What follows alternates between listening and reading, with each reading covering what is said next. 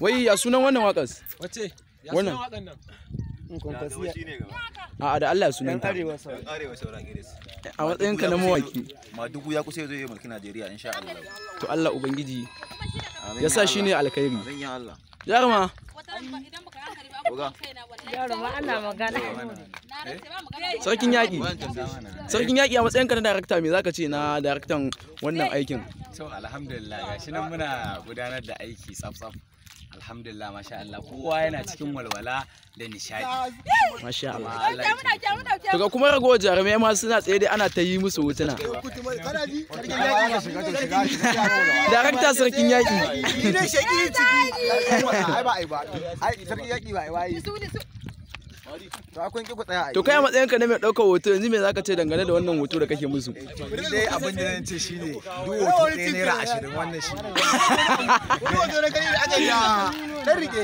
To gaggawan me kike yi zan haska ki gaggawan me. To ke jaruma me zaki ce? Sabuwar jaruma ne. Ni yanzu na ga sabuwar jaruma. Ke me zaki ce? Ki tsaya mana. Sa ta a wani fim ina zan shirya. Ya jaruma ya. Allah ya ɗaukaka wanga waka. Abun daren na biyar Allah ya wace. bar shi zaɓin da ya kai. Sai ka tambaye ni ka ce akan me ka zo yin aikin kwankwaso. To kai me yasa ka zo yin wannan waka ta kwankwasiya? Yawwa abin da yasa saboda Kuma dai ga kuma kai baka kamar dan kwankwasiya ba. gaskiya ni ba dan kwankwasiya ba ne amma kuma da bi na dawo dan kwankwasiya saboda abin da rara ya mana. Yawwa. To me ya muku? mu da shi Allah ya saya za zai wahalar da mu je mu wahala. Ni ma ya bani sabon mota dal. Mu je mu gama wahala. To kai ina zuwa. To Ya bata me yasa bata zo da motar ba nan?